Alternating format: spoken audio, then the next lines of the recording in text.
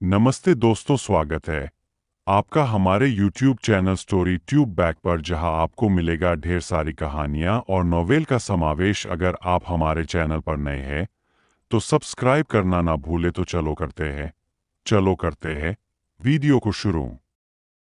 हाँ हाँ भाई ध्रुव, आप किस बारे में सोच रहे हैं? लड़ाई के दौरान आपको विचलित नहीं होना चाहिए। ध्रुव की आंखों में अभिव्यक्ति को महसूस करते हुए वर्धन जोर से हंसे और ध्रुव को, जो दोहरे हमले की कोशिश करने पर विचार कर रहा था, वास्तविकता में वापस खींच लिया। यह सुनकर ध्रुव भी खिलखिलाकर हंस पड़ा। उसे पता था कि आज वर्धन उससे कोई परहेज नहीं करेगा। चूंकि यही बात थी, इसलिए वह हिम्मत जुटाकर कोशिश कर सकता था। यह देखने का भी एक अच्छा मौका था कि इस बार मनहस्थिति में प्रवेश करने से ध्रुव को क्या क्या फायदे हुए हैं। हाँ, बढ़िया। चूंकि मामला ऐसा ही है, भाई वर्धन, बस अपना सब कुछ झोंक दो। मैं यह भी देखना चाहता हूं कि यह तकनीक, जिसे मैंने अभी अभी समझा है, कितनी शक्तिशाली है।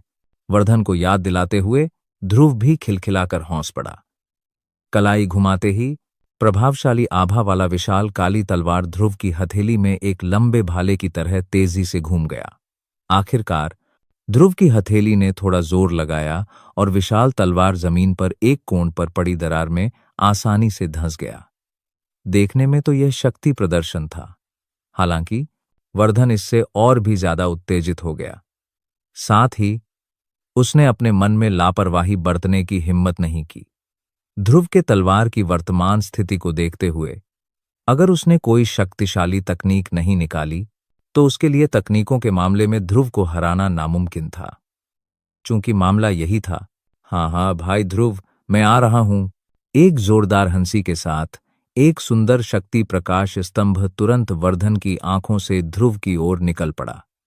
जवाब में ध्रुव एक बार फिर खिलखिलाकर हंसा। वह आधा कदम पीछे हटा और अपना दाहिना हाथ कमर पर रख लिया। उसकी हथेली चपटी थी और एक रोशनी जैसी शक्ति निकलकर उसकी हथेली पर छा गई। वसंत हथेली तकनीक। ध्रुव की दोनों आंखें उस शक्ति प्रकाश स्तंभ पर गौर से टिकी थीं जो उसकी ओर बढ़ रहा था। उसकी हथेली की ताकत भी लगातार बढ़ती जा रही थी। जैसे ही शक्ति प्रकाश स्तंभ ने हमला किया, उसका मांसल शरीर अचानक जोर से हिला और उसकी हथेली जोर से प्रकाश स्तंभ से टकरा गई। टकराना। हालांकि अगले ही पल ध्रुव की आंखें अनायास ही कठोर हो गईं। वह शक्ति प्रकाश स्तंभ, जो एक प्रभावशाली आभा से भरा था, उसकी वसंत हथेली से आसानी से चकनाचूर हो गया। यह आक्रामक लड़ाकू आभा किरण वास्तव में सिर्फ एक आवरण थी। हाँ भाई ध्रुव, यहां आओ। जैसे ही ध्रुव रुका, ध्रुव के शरीर के किनारे से वर्धन की हौंसी की आवाज आई। उसकी आवाज से ऐसा लग रहा था कि वर्धन उसके इस कदम से पूरी तरह संतुष्ट था। बिना किसी हिचकिचाहट के वर्धन ने ध्रुव पर अपना हाथ फेंका और उसने अपने मुंह से शब्द उगल दिए। हालांकि वह हैरान था, लेकिन ध्रुव आखिरकार एक ऐसा व्यक्ति था जो काफी समय से युद्ध के मैदान में था। उसे जरा भी डर नहीं लगा। उसका शरीर अचानक कांप उठा और उसकी सारी शक्ति उसके बाएं कंधे पर, जो वर्धन के पास था, इकट्ठी हो गई। शक्ति जोर से उछला। अपने दिल में एक धीमी चीख के साथ उसने अपने बाएं कंधे से वर्धन की हथेली को थामा जो उसकी ओर टूट रही थी। ऑक्टेन ब्लास्ट ध्रुव की पहली रैंक 2 की हाई लेवल तकनीक थी। हालांकि इसका स्तर ऊंचा नहीं था, लेकिन इसकी खूबी यह थी कि यह बेहद प्रभावशाली थी। इतने सालों के अभ्यास के बाद ध्रुव का ऑक्टेन ब्लास्ट पर नियंत्रण बेहद सहज था। अब जब ध्रुव ने इसे एक बार फिर इस्तेमाल किया, तो जब तक वह चाहे अपने शरीर के हर हिस्से से ऑक्टेन ब्लास्ट का इस्तेमाल आराम से कर सकता था। इसके अलावा ध्रुव की मौजूदा ताकत के साथ जब उसने ऑक्टेन ब्लास्ट का दोबारा इस्तेमाल किया, तो उसकी ताकत रैंक 4 तकनीक से बिल्कुल भी कम नहीं थी। उस समय आचार्य ने ध्रुव को बताया था कि ऑक्टेन ब्लास्ट का अभ्यास पूरी तरह से करने पर यह रैंक 3 तकनीक के बराबर हो सकता है। हालांकि अब ध्रुव ने इस सीमा को दबाने के लिए अपनी पूरी ताकत लगा दी थी, जिससे ऑक्टेन ब्लास्ट सफलतापूर्वक एक नए स्तर पर पहुंच गया। ध्रुव के बार बार उपयोग के कारण शायद एक समय ऐसा आएगा जब उसके हाथ में ऑक्टेन ब्लास्ट एक बार फिर उन्नत हो सकता है और एक वास्तविक रैंक 4 या यहां तक कि इंसानी रैंक तकनीक बना सकता है। टकराना। जब दोनों एक दूसरे के संपर्क में आए तो ध्रुव के शरीर पर कपड़े स्टील की तरह सख्त हो गए। वर्धन का चेहरा भी ध्रुव को अपने सामने देखकर सदमे से भर गया। कंधों का इस्तेमाल तकनीक दिखाने के लिए कब से हो सकता है? बाहर से लड़ाई देख रहे जिनसेंग आत्मा कबीला के सदस्यों का समूह भी इसी तरह दिल से स्तब्ध था। जिनसेंग आत्मा कबीला के ये सदस्य, जिनकी शक्ति शक्तिदेव या उससे भी ऊपर पहुंच चुकी थी, भी इस समय ध्रुव की हरकतों से बेहद स्तब्ध थे। वे सभी योद्धा थे, लेकिन उन्हें नहीं पता था कि शरीर के किन अंगों का इस्तेमाल तकनीक दिखाने के लिए भी किया जा सकता है। यह तो अविश्वसनीय है।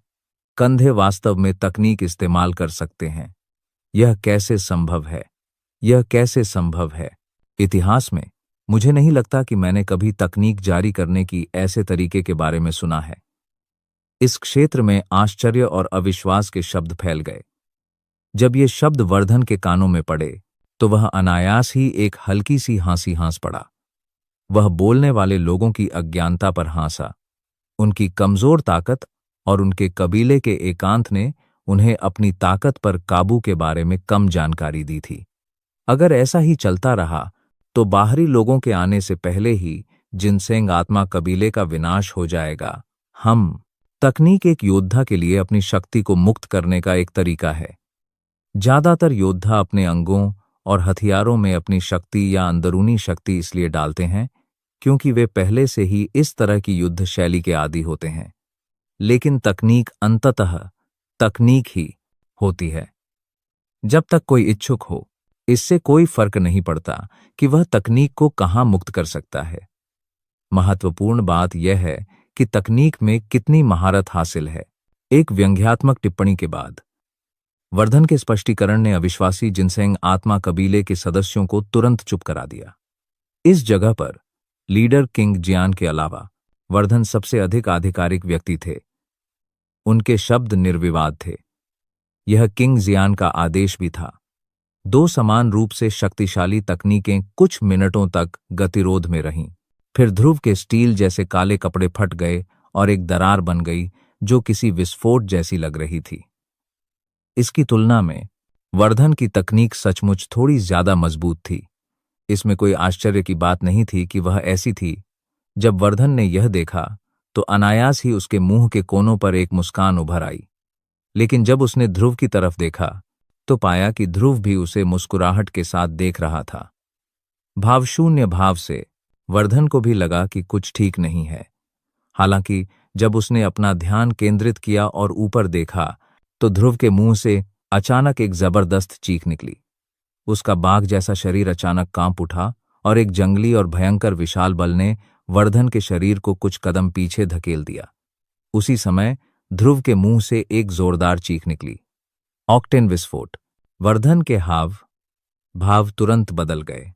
ध्रुव के चतुर नियंत्रण में वर्धन ने ऑक्टेन ब्लास्ट की छिपी हुई शक्ति की 8 परतों को समय पर नहीं खोजा था। इस समय छिपी हुई शक्ति उसके शरीर में प्रवेश कर चुकी थी। अगर उसने अभी इसे तोड़ने की कोशिश की तो वह फिर से मुसीबत में पड़ जाएगा। जब वर्धन अपने शरीर में छिपी शक्ति की 8 परतों को तोड़ने में व्यस्त था, तभी ध्रुव जोर से हंसा। उसने बेपरवाही से काले तलवार को अपनी बगल में घुमा लिया। जिस समय वर्धन ने उसके शरीर में छिपी शक्ति को तोड़ा, उसी समय उसने विशाल तलवार के चौड़े परत से वर्धन को जोर से हमला किया। युद्ध के मैदान के बाहर जिनसेंग आत्मा कबीले के सदस्यों के चेहरों पर भी कड़वाहट साफ दिखाई दे रही थी। वे ध्रुव के हाथ में मौजूद विशाल तलवार को गौर से देख रहे थे, जो उसे जोर जोर से घुमा रहा था। अगर ध्रुव ने इस तलवार के साथ तकनीक का इस्तेमाल किया होता तो विस्फोटक शक्ति स्वाभाविक रूप से वर्धन को गंभीर रूप से घायल करने के लिए पर्याप्त होती। हालांकि ध्रुव ने यह सिर्फ अपनी संतुष्टि के लिए किया था। उसने वर्धन को उड़ाने के लिए सिर्फ क्रूर बल का इस्तेमाल किया था। वर्धन के भौतिक शरीर के कारण स्वाभाविक रूप से उसे कोई घातक चोट नहीं पहुंचती। ज्यादा से ज्यादा उसे बस थोड़ी शारीरिक पीड़ा ही होती। भाई वर्धन ने अभी अभी अपने शरीर में छिपी भयानक शक्ति को तोड़ा था और अभी संभला भी नहीं था कि ध्रुव की हल्की हंसी फैल गई। इससे वर्धन ने भी सहजता से अपना सिर उठाया और धीरे से हाँ कहा। हालांकि इस समय ध्रुव के चेहरे पर एक दुष्ट मुस्कान थी। उस भयानक विशाल काली तलवार का सामना वर्धन के नाजुक और सुंदर चेहरे से भी हुआ। वर्धन को अपनी पीठ पर ठंडक महसूस हुई। इस पल वह अचानक संभल गया। हालांकि तब तक बहुत देर हो चुकी थी। उफ, यह खत्म हो गया। जिस क्षण उसने विशाल काली तलवार को देखा, वर्धन ने असहाय होकर अपने दिल में कहा, यह जानते हुए कि वह चकमा नहीं दे सकता। एक धमाके की आवाज हुई। सबकी निगाहों के सामने वर्धन का शरीर किसी फुटबॉल की गेंद की तरह हवा में परवलय बनाता हुआ उछला। फिर वह जोर से एक पहाड़ की चोटी से टकराया और उसमें गहराई तक धंस गया। दूसरी ओर ध्रुव का दाहिना पैर अचानक आधा कदम पीछे हट गया। उसके पैरों के नीचे की खाली जगह तुरंत ढह गई। उसकी कलाई के एक मोड़ के साथ तलवार उसकी पीठ के पीछे तिरछा रखा गया। इस क्षण उसकी चमकदार आंखें धीरे धीरे बंद हो गईं और उसने अपना ध्यान केंद्रित किया। ध्रुव ने उन तकनीकों के बारे में सोचने की पूरी कोशिश की जिन्हें उसने पहले मन की अवस्था में समझा था। वह इस बात का फायदा उठाना चाहता था कि मन की अवस्था अभी पूरी तरह से विलीन नहीं हुई थी, ताकि वह उसे एक बार फिर अपनी पूरी ताकत से इस्तेमाल कर सके।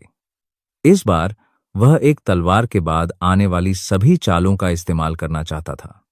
साथ ही वह यह भी देखना चाहता था कि यह तकनीक, जो समझने के लिए मन की अवस्था पर निर्भर करती है, पूरी ताकत से इस्तेमाल करने पर कितनी ताकत रखती है।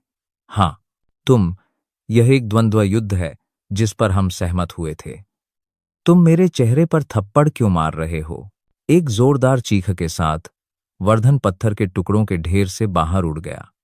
थोड़ी दयनीय स्थिति में दिखने के अलावा वर्धन को कोई गंभीर चोट नहीं आई थी। इसलिए जैसे ही वह बाहर आया, वह ध्रुव की नाक की ओर इशारा करके गुस्से से जोर से चिल्लाने से खुद को रोक नहीं पाया। इस समय ध्रुव पूरी तरह से अपने मन में डूबा हुआ था। केवल उसकी अंदरूनी शक्ति ही पूरे अंतरिक्ष में फैल रही थी। तलवार का आभा मंडल भी धीरे धीरे बढ़ रहा था। विशाल काली तलवार के शरीर पर रहस्यमय चिन्ह भी लाल रंग की रोशनी जैसी शक्ति से भर गए थे। एक तलवार के शरीर पर जंगली और हिंसक विनाशकारी शक्ति धीरे धीरे विशाल तलवार के भीतर एकत्रित हो रही थी। यह दृश्य देखकर वर्धन ने तुरंत अपने दिल में मजाक के विचार छोड़ दिए। ध्रुव की वर्तमान उपस्थिति स्पष्ट रूप से इंगित कर रही थी कि वह पहले वाली तकनीक का उपयोग करने वाला था। पहली बार जब उसने इसका इस्तेमाल किया तो ध्रुव बस कुछ सांसों तक ही सीमित रहा। तार्किक रूप से कहें तो यह थोड़ा जल्दबाजी में किया गया था। इस समय ध्रुव का पूरा शरीर इसमें डूबा हुआ था। अगर आप इस कहानी को किसी और चैनल या टेलीग्राम पर सुन रहे हैं तो आगे के एपिसोड सुनने के लिए स्टोरी वोकल चैनल पर ज्वाइन हो जाए और चैनल को सब्सक्राइब करें। अगर वह अपनी पूरी ताकत फिर से लगाए तो ताकत पहले से भी ज्यादा भयानक हो सकती थी। इस तरह वर्धन के पास यह सोचने का कोई अतिरिक्त समय नहीं था कि तकनीक कितनी प्रभावी होगी। इंसानी रैंक तकनीक का इस्तेमाल करने के लिए एक निश्चित समय की आवश्यकता होती है। ध्रुव और वर्धन के मामले में यही हुआ। चूंकि उसका जेड वाइन पंखा पिछले हमले को रोकने में सक्षम था, इसलिए इस बार भी वह ऐसा ही करने में सक्षम होना चाहिए। ध्रुव जिस तकनीक का इस्तेमाल करने वाला था, उसका सामना करते हुए वर्धन का दिल अपने पहले अनुभव से कहीं ज्यादा शांत था। आखिरकार सिर्फ अपरिचित चीजें ही किसी के दिल में अनिश्चितता पैदा कर सकती हैं। उसके हाथ की एक लहर के साथ जेड वाइन पंखा प्रकट हुआ और एक बार फिर एक परिचित दृश्य सामने आया। मैदान के बाहर जिनसिंग आत्मा कबीले के सदस्यों का समूह भी अखाड़े में मौजूद दो लोगों को देखने के लिए तरह तरह की निगाहों से देख रहा था। कुलीन मूल परिवर्तन रैंक योद्धाओं के लिए अखाड़े में मौजूद ध्रुव और वर्धन मनुष्यों में ड्रैगन माने जा सकते थे। न केवल उनके पास असाधारण शक्ति थी, बल्कि उनके हाथों में मौजूद तकनीकें भी इन कुलीन मूल परिवर्तन रैंक योद्धाओं को उन पर मोहित कर रहे थे। सन्नाटे के बीच ध्रुव, जो आंखें बंद किए चुपचाप बैठा था, अचानक अपना सिर ऊपर उठाया। जैसे ही उसने आंखें खोलीं, एक तेज रोशनी निकली जिससे दूसरे लोग उसे सीधे देख नहीं पाए। उसी समय ध्रुव ने एक हाथ में विशाल तलवार पकड़ा और अपना दाहिना पैर थोड़ा मोड़कर पीछे की ओर कदम बढ़ाया। उसे वह दृश्य याद आ गया जब पेड़ों की लहरें पेड़ों के समुद्र पर छा गई थीं। एक बिजली जैसी चीख के साथ ध्रुव का शरीर तुरंत बाहर निकल आया। उसी समय उसके हाथ में पकड़ा विशाल तलवार उसके सामने खाली जगह पर घूम गया। तलवार की नोक से 1 लाख फुट ऊंची राजसी तलवार की चमक तुरंत फूट पड़ी, जिसने आसपास के खाली स्थान को जोर से टुकड़े टुकड़े कर दिया। यह एक अद्वितीय, भयानक शक्ति लेकर वर्धन की ओर तेजी से बढ़ रहा था, यह महसूस करते हुए कि तलवार की चमक की शक्ति पहले से भी ज्यादा भयावह थी। वर्धन का हृदय अनायास ही गंभीर हो गया। जैसी कि उम्मीद थी, ध्रुव की पूरी ताकत के आगे इस तकनीक की शक्ति एक बार फिर दूसरे स्तर पर पहुंच गई थी। अगर वह जेड वाइन पंखा की पूरी शक्ति का इस्तेमाल नहीं कर पाता, तो इस तलवार की चमक का सामना करते हुए वर्धन को काफी नुकसान उठाना पड़ सकता था। अपनी पूरी ताकत से वर्धन ने भी पूरी तरह से अपनी शक्ति खो दी थी। उसने अपने शरीर में मौजूद शक्ति को बेतहाशा अपने हाथ में पकड़े जेड वाइन पंखा में उड़ेल दिया। हरे रंग की शक्ति की रोशनी ने उस अंधेरे खाली स्थान को रोशन कर दिया। वर्धन के शरीर की सतह भी हरे प्रकाश से ढकी हुई थी। हाँ, आओ भाई ध्रुव, मुझे देखने दो कि यह तकनीक, जिसे तुमने मन की अवस्था की मदद से समझा है, अपनी पूरी ताकत के साथ कितनी भयानक है। उसकी आवाज सुनते ही वर्धन के मुंह से अचानक एक जोरदार चीख निकली। उसने हाथ हिलाया और बंद जेड पंखा शुआ की आवाज के साथ खुल गया। चारों तरफ हरी रोशनी फैल गई। साफ हवा के साथ चित्रकारी, आकार लेना, हवा को ब्लेड की तरह इस्तेमाल करना, साफ हवा काटना। जैसे ही कठोर चीख सुनाई दी, जेड वाइन पंखा, जो पहले से ही हरी रोशनी से पूरी तरह ढका हुआ था, तुरंत खाली जगह को चीरता हुआ निकल आया। उसमें से तेज हवा की आवाज की एक लहर उठी। 1 लाख फीट की हरी रोशनी तुरंत बन गई। यह हवा के विपरीत विस्फोटक रूप से फैल गई और उस राजसी तलवार की ओर तेजी से टूट पड़ी, जो उसकी ओर बढ़ रहा था। जब दोनों एक दूसरे के संपर्क में आए, तो पहले वाला दृश्य एक बार फिर दोहराया गया।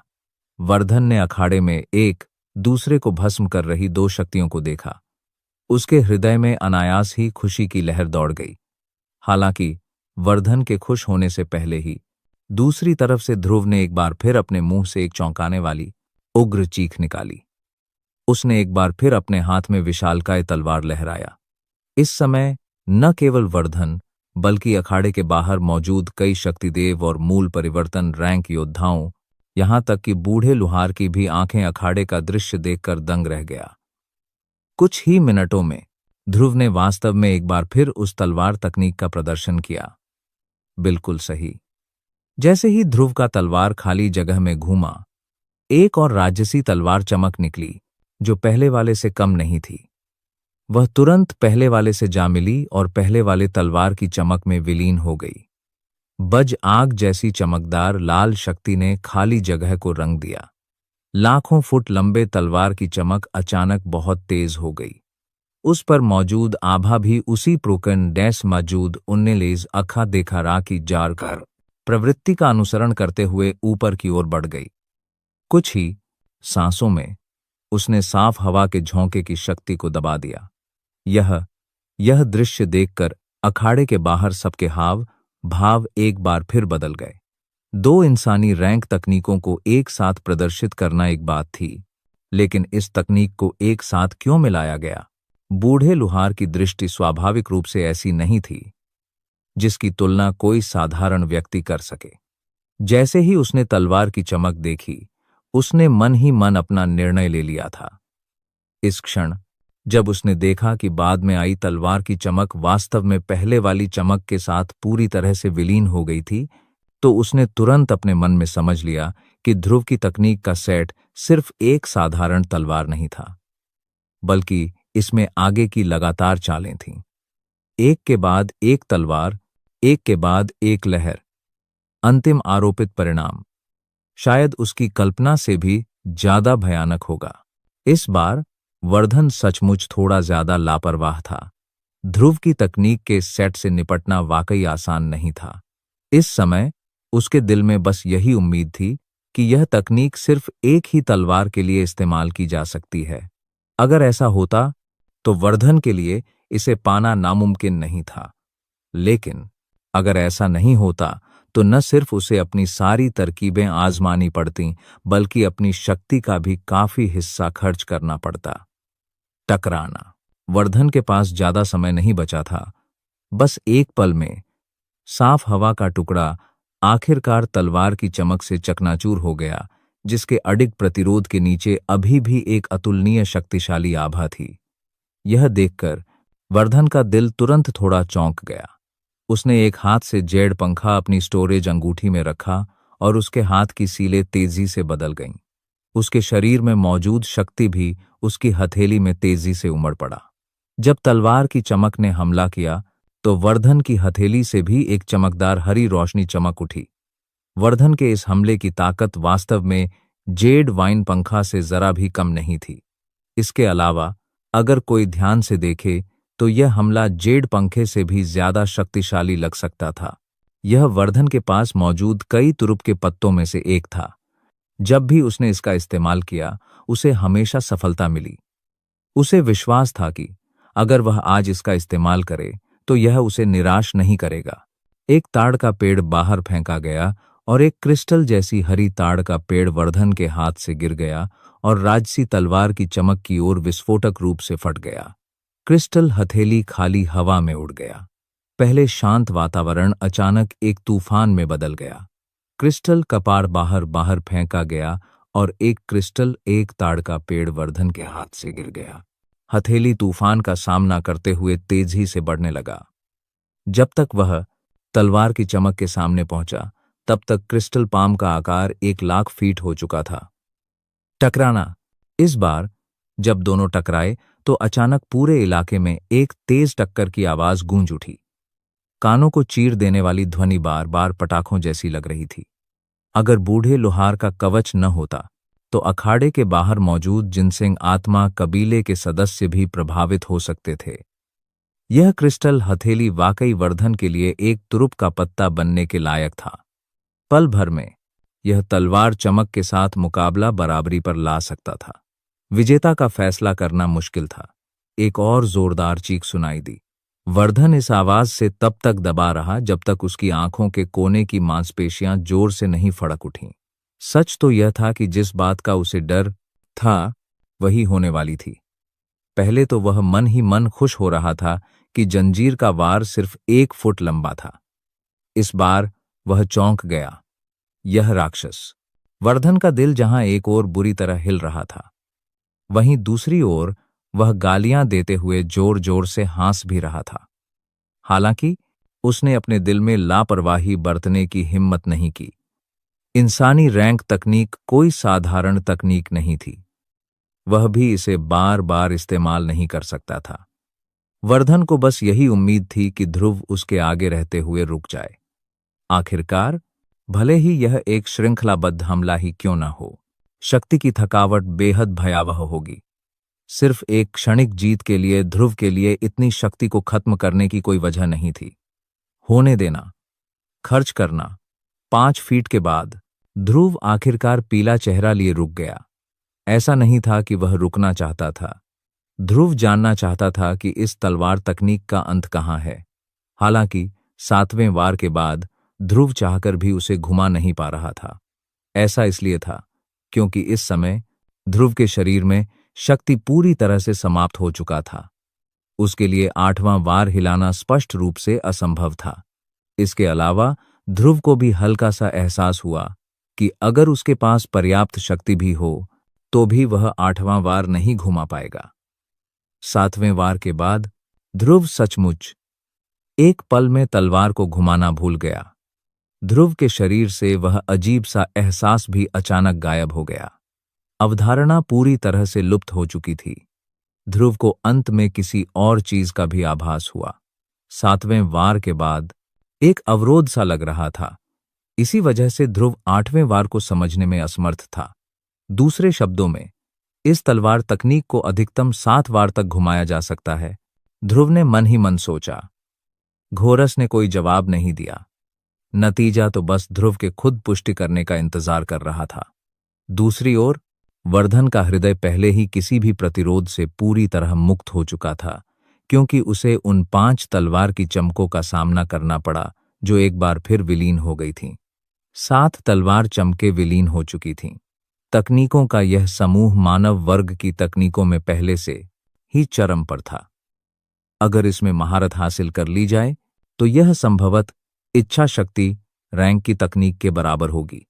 ऐसी भयावह तकनीक के सामने वर्धन के लिए अपने सारे तुरुप के पत्ते इस्तेमाल करने पर भी इसका विरोध करना मुश्किल होगा। इसलिए व्यर्थ प्रतिरोध करने के बजाय इस झंझट को शक्तिशाली बूढ़े लुहार को सौंप देना ज्यादा उचित होगा। वर्धन की निगाहें देखकर बुजुर्ग लुहार बेबसी से मुस्कुराए।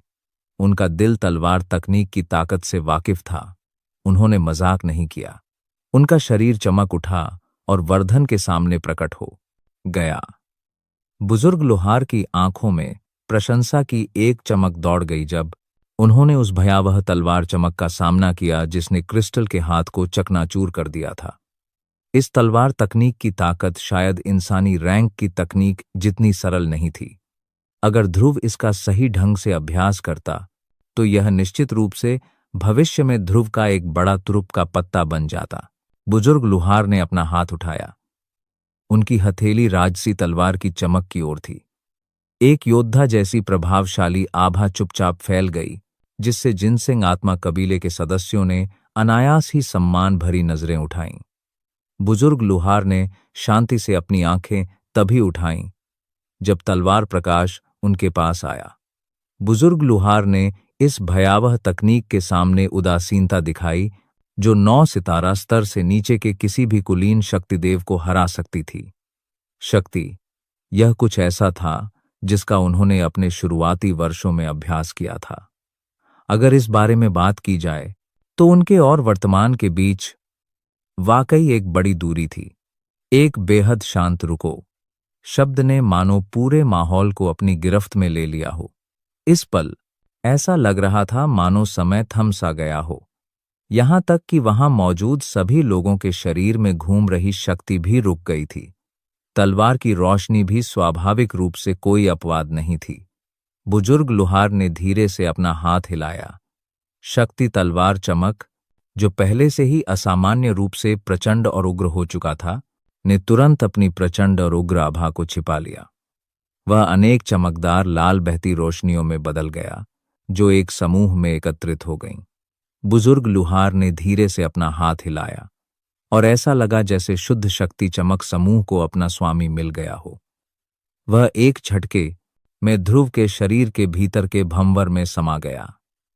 इस क्षण ध्रुव के हाव भाव भी तेजी से बदल गए। इस साधारण से दिखने वाले दृश्य ने वहां मौजूद सभी लोगों को स्तब्ध कर दिया। ध्रुव भी बुजुर्ग लुहार की इस हरकत से इतना स्तब्ध था कि वह काफी देर तक संभल नहीं पाया। वर्धन ने तलवार की रोशनी को देखा जो गायब हो गई थी। उसके दिल की चिंता भी गायब हो गई। तुम छोटे दोस्त, तुम्हारी किस्मत वाकई अच्छी है। तुमने एक आपदा से लाभ उठाया है और वास्तव में एक असाधारण तकनीक को समझ लिया है। इसका अच्छी तरह से उपयोग करो। भविष्य में यह निश्चित रूप से तुम्हारे लिए एक बड़ा तुरुप का पत्ता बन जाएगा। बुजुर्ग लुहार ने लापरवाही से उस अंधेरी खाली जगह को उसकी मूल अवस्था में लौटा दिया। उनका शरीर हिलता हुआ ध्रुव के सामने पहुंचा और वे मुस्कुराए और ध्रुव से बात की। ध्रुव ने सिर हिलाया। उसे यकीन था कि आज उसने जो तलवार तकनीक सीखी है वह भविष्य में ध्रुव की समग्र शक्ति में 4 चांद लगा देगी। हाँ, यह सही है। भाई ध्रुव की यह तकनीक संभवतः संपूर्ण इंसानी रैंक तकनीकों में एक अजेय अस्तित्व है। अगर यह तथ्य न होता कि मेरा हथियार एक तलवार नहीं होता, तो मैं निश्चित रूप से तकनीक के इस स्तर के बारे में उत्सुक नहीं होता। वर्धन भी आगे बढ़ा, उसके स्वर में भी प्रशंसा भरी थी। उसने सबसे पहले इस तलवार तकनीक की शक्ति का अनुभव किया था। उनके निर्णय की जगह कोई नहीं ले सकता था। अगर आप इस कहानी को किसी और चैनल या टेलीग्राम पर सुन रहे हैं तो आगे के एपिसोड सुनने के लिए स्टोरी वोकल चैनल पर ज्वाइन हो जाए और चैनल को सब्सक्राइब कर ले। छोटे साथी ध्रुव, बूढ़ा, मैं देख सकता हूं कि तुम्हारी यह तलवार तकनीक पहले ही पूरी हो चुकी है। इसकी ताकत भी काफी असाधारण है। चूंकि यह मामला है और यह एक इंसानी रैंक तकनीक भी है, इसलिए तुम्हें इसे एक नाम देना चाहिए। ध्रुव ने सिर हिलाया। उसने मन ही मन समझ लिया कि यह तकनीक उसने तब बनाई थी जब वह शक्तिमान रैंक में आगे बढ़ा था। उसने एक बार खाली जगह को चकनाचूर करने और क्षितिज को चीरने के लिए एक तलवार का इस्तेमाल किया था। इसकी ताकत को आकाश को चीरने वाली कहा जा सकता है। यह 7 पैरों में भी बोंटी हुई थी। ध्रुव के मन में तुरंत एक नाम आ गया। मैंने इस पर अच्छी तरह सोच लिया है। चूंकि यह तलवार तकनीक 7 परत में विभाजित है, इसलिए मैं इसे 7 परतों वाली आकाश चीर तलवार कहूंगा। अनजाने में ध्रुव 10 दिनों से जिनसेंग आत्मा क्षेत्र में था।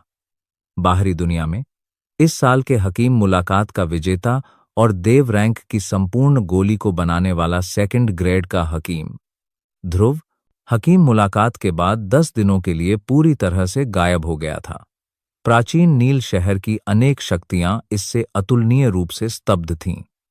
एक जीवित व्यक्ति, एक प्रतिष्ठित शक्तिदेव, वास्तव में हकीम मुलाकात के बाद चुपचाप गायब हो गया था। यह इन लोगों का ध्यान आकर्षित करने के लिए पर्याप्त था। इन 10 दिनों में वे विभिन्न दल और गुट जो मूल रूप से ध्रुव से मिलने आए थे, अंततः और अधिक सहन नहीं कर पाए। उन्होंने या तो हार मान ली या उन्हें लगा कि ध्रुव जानबूझकर अहंकारी हो रहा है, इसलिए वे एक एक करके चले गए। हकीम एसोसिएशन ने भी कोई स्पष्टीकरण नहीं दिया। ऐसा इसलिए था क्योंकि उन्हें नहीं पता था कि ध्रुव शहर छोड़ने के बाद कहाँ गया था। इसके अलावा प्राचीन नील शहर में किसी ने भी ध्रुव को शहर छोड़ते नहीं देखा था। जो लोग जानते थे कि ध्रुव के हाथ में शून्य बिजली तालाब का न्योता है, उनके मन में भी कुछ अटकलें थीं। शून्य बिजली तालाब कोई साधारण ट्रेनिंग चीज नहीं थी। यह स्वर्ग और पृथ्वी की एक ऐसी रचना थी जो शक्तिदेव की शक्ति को तेजी से बढ़ा सकती थी। ध्रुव के चरित्र को देखते हुए उसके लिए इसे छोड़ना बिल्कुल असंभव था। अगर वह शहर छोड़ भी देता तो भी ध्रुव 2 महीने के भीतर जरूर लौट आता। बेशक कई लोग ऐसे भी थे जो आसमानी सौदा मीनार को संदेह भरी नजरों से देखते थे। उन्हें अब भी याद था कि हकीम मुलाकात के दौरान बुजुर्ग ओजस ने ध्रुव की ओर से बोलने के लिए आसमानी सौदा मीनार का प्रतिनिधित्व किया था। ध्रुव की साधना प्रतिभा को देखते हुए शायद आसमानी सौदा मीनार उसे सचमुच महत्व देता। शायद ध्रुव उस समय आसमानी सौदा मीनार में ही था। दुर्भाग्य से भले ही सबके अपने अपने विचार हों, आसमानी सौदा मीनार में कैसी शक्ति थी? प्राचीन नील शहर में ही नहीं बल्कि पूरे दक्षिणी क्षेत्र में बहुत से लोग इससे डरते थे। अगर वे किसी को ढूंढना भी चाहते तो आसमानी सौदा मीनार में बिल्कुल नहीं जा सकते थे। अगर ध्रुव सचमुच अंदर होता तो भी वे वहां बिल्कुल नहीं जा सकते थे। इससे यह देखा जा सकता है कि दक्षिणी क्षेत्र में आसमानी सौदा मीनार की रोकथाम कितनी भयानक थी। इस समय प्राचीन नील शहर के भीतर एक दूरस्थ और शांत घर में, जो धूल से ढका हुआ था, एक मेज के चारों ओर कढ़ाईदार वस्त्र पहने हुए कुछ मानव आकृतियां बैठी थीं। ये कुछ लोग कोई और नहीं बल्कि मुगेश और वो लोग थे जो हकीम मुलाकात के दौरान घबराकर भाग गए थे। हालांकि इस समय मुगेश, बुयान और बूढ़े राक्षस होबा के अलावा वहां एक और बिल्कुल अनजान व्यक्ति मौजूद था। वह छोटा सा बदमाश वाकई बहुत डरपोक है। हमसे छिपने के लिए वह फिर से गायब हो गया। मुगेश की आंखें गहरी हो गईं। ध्रुव के बारे में सोचते ही उसके दिल में एक अजीब सा गुस्सा उमड़ आया। उसने इतने सालों में जो प्रतिष्ठा अर्जित की थी, उसे युवा पीढ़ी के एक सदस्य ने छीन लिया था। ध्रुव ने जो चीजें हासिल की थीं, वे उसकी होनी चाहिए थीं। हमसे छुप रहे हो? बुयान की आंखें सिकुड़ गईं। उसकी बर्फ जैसी ठंडी निगाहों ने कमरे में मौजूद कुछ लोगों की पीठ पर ठंडक सी दौड़ा दी। बूढ़े राक्षस होबा की आंखें हल्की, सी झपक गईं। उसने अपने सामने बैठे 3 लोगों पर एक नजर डाली। हालांकि वह शालीन था और कुछ नहीं बोला। हालांकि बाद में आने वाला वह आदमी उससे उतना ताकतवर नहीं था, फिर भी वह एक चरम शिखर चरण का शक्तिदेव योद्धा था। इस समय मुगेश बुयान के पीछे चलता हुआ दिखाई दिया। बूढ़ा राक्षस होबा इस समूह में सबसे कमजोर व्यक्ति था, इसलिए उसे स्वाभाविक रूप से बेहद सावधान रहना पड़ा। बुयान की बातें सुनकर मुगेश की भौहें तन गईं। मन ही मन उसने सोचा कि बुयान दूसरों का मनोबल बढ़ाने और अपनी प्रतिष्ठा कम करने की कोशिश कर रही है। बुयान की 8 सितारा शक्तिदेव जैसी ताकत के चरम पर वह एक बेजान कठपुतली से कैसे डर सकता है? जहां तक बुजुर्ग ओजस की बात है, वह उसे सीधे बूढ़े राक्षस होबा के हवाले कर सकता था। मौत से लड़ने की कोई जरूरत नहीं थी। जब तक वह उसे रोक सकता था और बुयान को पर्याप्त समय दे सकता था, तब तक काफी था। एल्डर बुयान, यह हूं। क्या तुम्हें लगता है कि गुलशन और चंद्रू सिर्फ दिखावे के हैं? वे दोनों कई सालों से भाई हैं। उनका सहयोग बहुत अच्छा है। अगर वे दोनों हाथ मिला लें तो मुझे भी बहुत मेहनत करनी पड़ेगी। तुम सिर्फ इन लोगों के साथ ध्रुव को कैसे मार सकते हो? वो शब्द मानो ठंडे पानी से भरे बेसिन में सीधे मुगेश के सिर पर उड़ेल दिए गए हों। उनके दिल में जो गुस्सा अभी अभी उठा था, वो तुरंत बुझ गया। यह देखकर उस 7 सितारा शक्तिदेव को पता चल गया कि बुयान इस मुगेश से बेहद असंतुष्ट है। अगर वह न होता तो बुयान का ध्रुव से कोई रिश्ता न बनता और न ही उस अमरीश के साथ कोई झंझट होती। बुयान को गुस्से में देखकर उसने जल्दी से अपना मुंह खोला और कहा, ऐसे में यह ध्रुव आखिर गया कहां? प्राचीन नील शहर से बिना किसी निशान के गायब हो जाना नामुमकिन है। शहर में कई शक्तिदेव हैं। शक्ति में जरा सी भी हलचल उन्हें पता चल जाएगी। इसके अलावा ध्रुव एक हकीम है। उसके शरीर के भीतर शक्ति और भी ज्यादा विस्फोटक है। एक बार जब वह कोई हरकत करेगा तो उसे जरूर पकड़ लिया जाएगा। ये शब्द सुनकर ही बुयान ने अपने दिल का गुस्सा दबा लिया। उसकी आंखें सिकुड़ गईं और उसने जोर से अपने प्याले में चाय का एक घूंट डाला। इसके तुरंत बाद उसने अपना हाथ भींच लिया और जेड चाय का प्याला तुरंत पाउडर में बदल गया। पाउडर उसकी उंगलियों के बीच से नीचे बह गया। हम्मा, इस समय वह चाहे कहीं भी हो, हमें बस शून्य बिजली तालाब में उसका इंतजार करना होगा। मुझे नहीं लगता कि आसामानी सौदा मीनार का समूह अब भी उसकी रक्षा के लिए लोगों को भेजेगा। हाँ, यह सच है। जब तक हम भाई लिवाज के 8 सितारा शक्तिदेव के दायरे में सफलतापूर्वक प्रवेश करने का इंतजार करते हैं, हम तुरंत जाकर उन्हें ढूंढ लेंगे। उस समय ध्रुव और गुलशन की मृत्यु का समय होगा। बूढ़े राक्षस होबा ने एक मुस्कान के साथ कहा, जो मुस्कान नहीं थी। हालांकि इससे बुयान की आंखों में एक बेहद ठंडी चमक तुरंत चमक उठी। उसने लिवाज नामक 7 सितारा शक्तिदेव की ओर देखा। फिर उसने बूढ़े राक्षस होबा की ओर देखा और बेहद दबंग लहजे में कहा, नहीं, रुको, जब तक मैं 9 सितारा शक्तिदेव के दायरे में प्रवेश नहीं कर लेता, मैं स्वयं उन तीनों को मार डालूंगा। इस ठंडी चीख ने मुगेश और बूढ़े राक्षस होबा के दिलों को तुरंत ठंडा कर दिया। दोनों ने एक दूसरे को हल्के से देखा।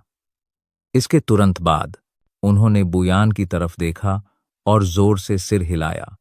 जैसे ही बूढ़े राक्षस होबा ने अपना सिर हिलाया, उसके चेहरे के दोनों ओर के बालों से ठंडे पसीने की एक बूंद धीरे धीरे टपकने लगी। जिनसिंग आत्मा क्षेत्र की एक पर्वत चोटी पर आंखें बंद करके पालथी मारकर बैठा हुआ ध्रुव धीरे धीरे अपनी ट्रेनिंग अवस्था से बाहर आ गया। उसके शरीर में उमड़ता हुआ शक्ति धीरे धीरे दब गया।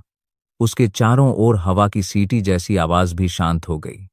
इस समय आकाश पहले ही अंधेरा हो चुका था। आसमान धीरे धीरे काला होता जा रहा था। दूर दृष्टि रेखा के किनारे सुनहरे रंग की रोशनी की लड़ियां बिखर रही थीं, जो अलग होने को बेताब थीं। इस समय नीला आसमान लाल रोशनी से भर गया था। जलते हुए बादल आसमान में धधकती लपटों की तरह लटक रहे थे। सुनहरे रंग की रोशनी को देखते हुए ध्रुव की निगाहें शांत थीं। धीरे धीरे उसकी नजरें एकाग्र हो गईं।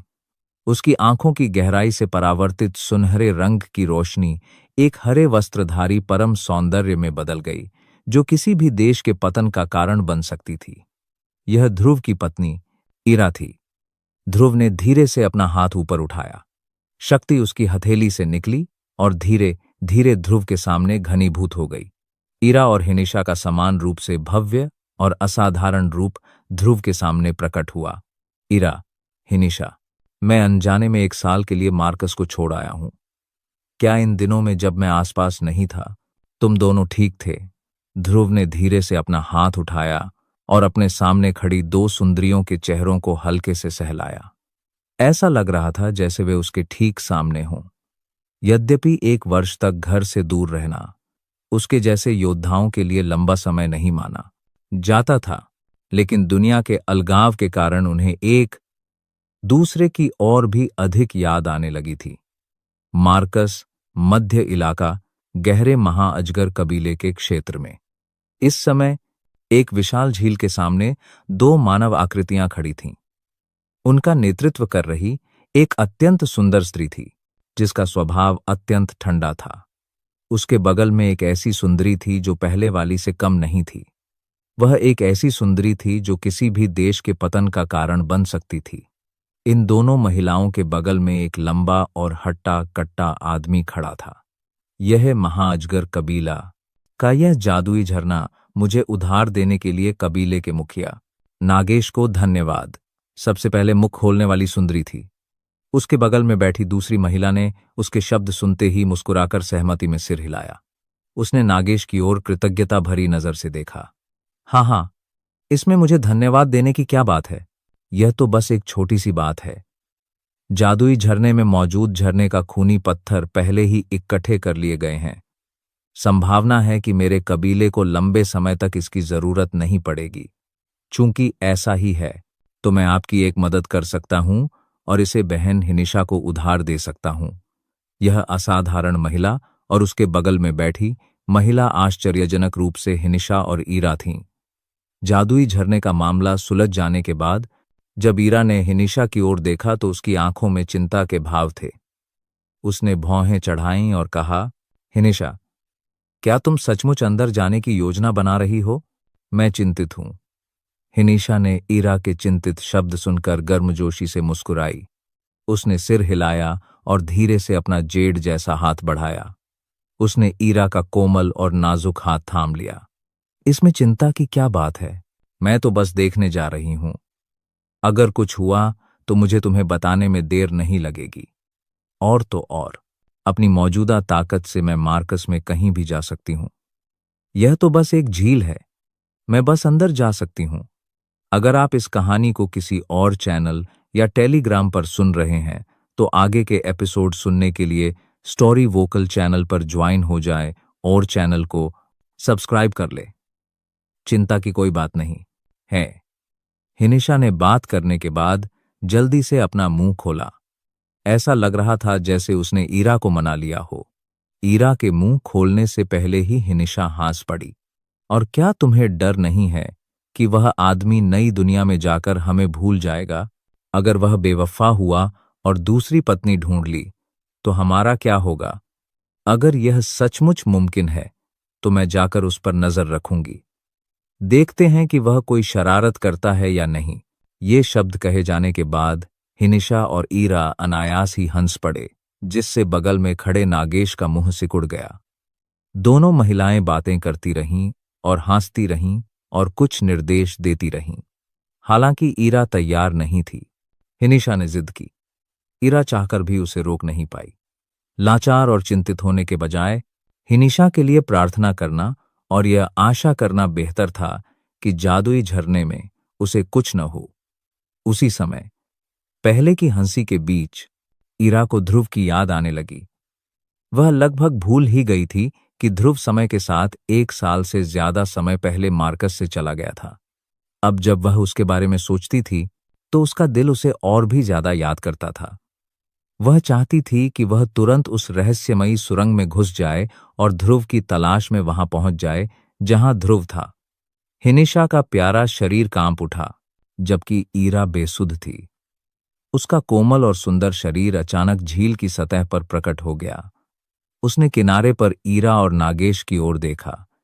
हिनिशा के सुंदर चेहरे पर एक गंभीर भाव प्रकट हुआ। उसे ठीक से पता नहीं था कि जादुई झरने के तल पर क्या है। वह नीचे इसलिए जाना चाहती थी क्योंकि वह समझना चाहती थी कि उस जमाने का विशाल सतरंगी नागों का कबीला ऐसी हालत में क्यों पहुंच गया था। जैसे जैसे समय तेजी से बीतता गया, ध्रुव अनजाने में ही आधे महीने के लिए प्राचीन नील शहर से गायब हो गया। यद्यपि ध्रुव के छिपने से बंजर भूमि में काफी बड़ा तूफान आ गया था, लेकिन यह तूफान केवल आधे महीने से भी कम समय तक चला। इससे पहले कि यह प्राचीन नील शहर के भीतर शक्तिदेव योद्धाओं की बढ़ती संख्या द्वारा धीरे धीरे दबा दिया गया। प्राचीन नील शहर में हर दिन नई कहानियां घटित होतीं। हालांकि ध्रुव एक प्रतिभाशाली व्यक्ति था और उसकी गोलियां बनाने कला प्राचीन नील शहर में हर दिन नई कहानियां घटित होतीं।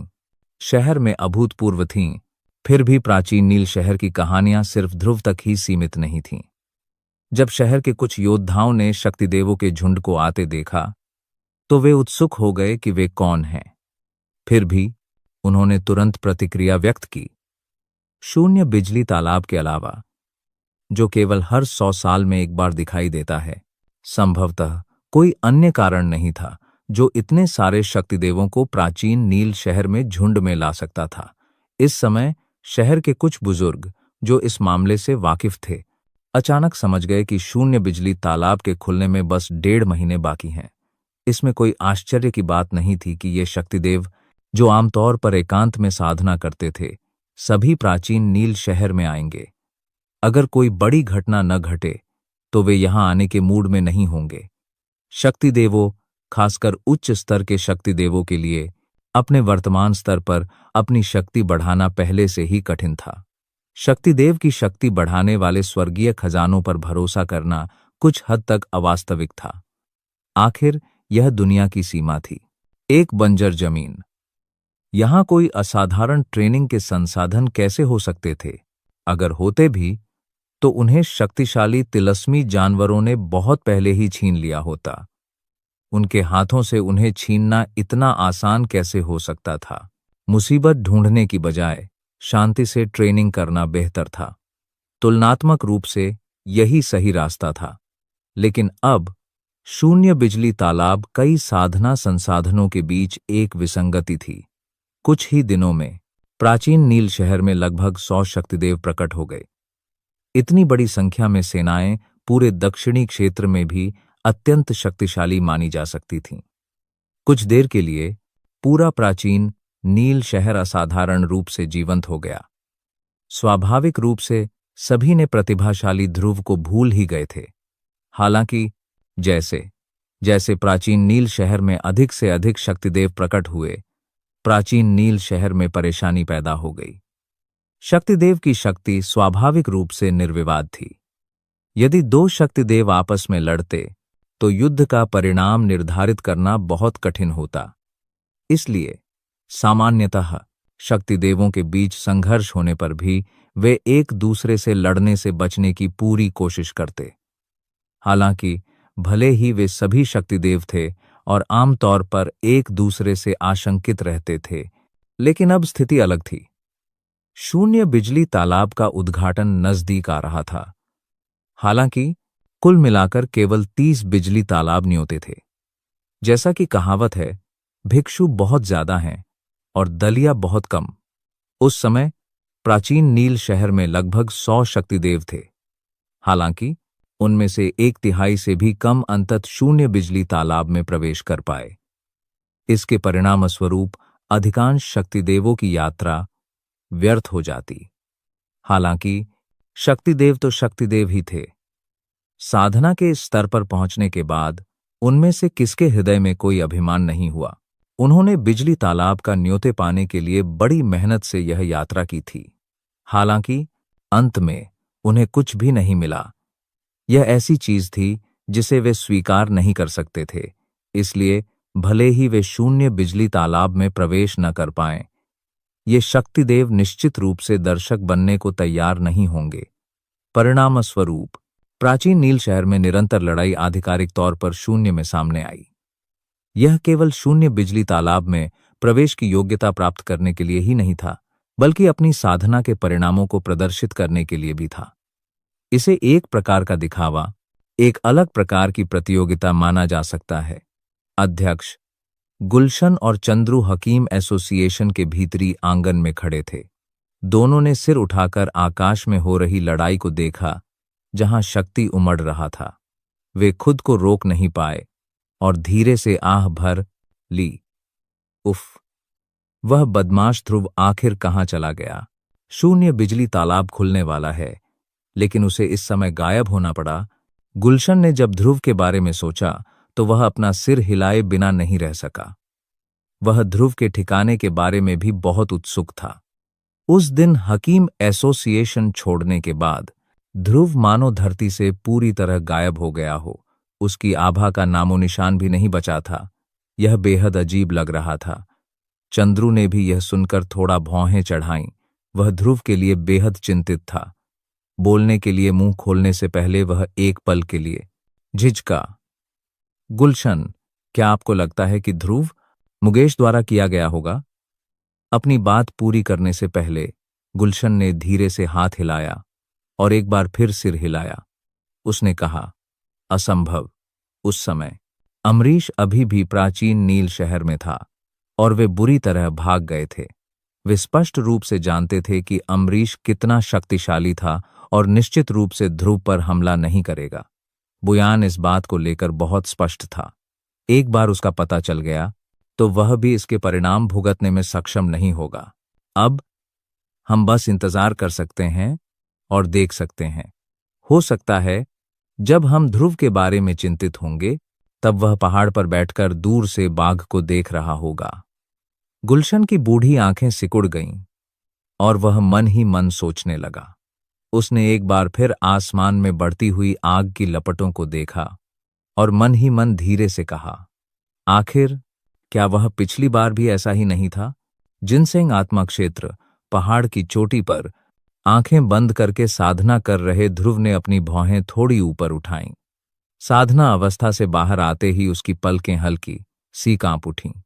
उसने सिर घुमाया और देखा कि बूढ़े लुहार की आकृति थोड़ी दूर से धीरे धीरे उसके पीछे आ रही है।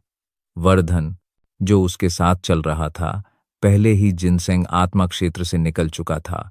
ध्रुव तेजी से खड़ा हुआ और जब उसने उस व्यक्ति को देखा जो आया था तो उसने सम्मानपूर्वक झुककर प्रणाम किया। हालांकि वह बूढ़े लुहार से पहले से ही परिचित था, फिर भी एक बुजुर्ग तो एक बुजुर्ग ही होता है और एक वरिष्ठ तो एक वरिष्ठ ही होता है। शिष्टाचार के मामले में ध्रुव शायद ही कभी दूसरों से कमतर होता।